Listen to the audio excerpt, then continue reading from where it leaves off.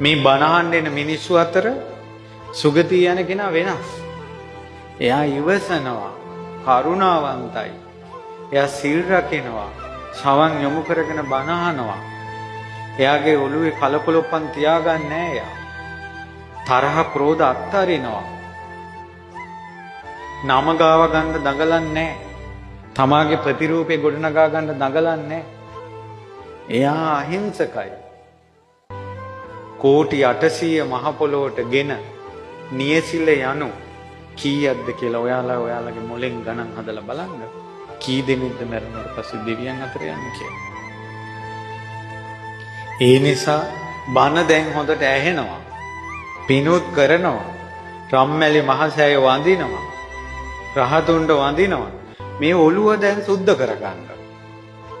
කීකාට දොස් කියන්න එපා. ගරහන්න එපා.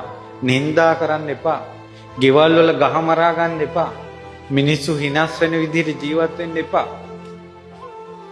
දැන් බණක් අහලා මොකක් හරි ජීවිතේට සැනසෙල්ලක් එපෑය. ඒකයි පින්වතුනි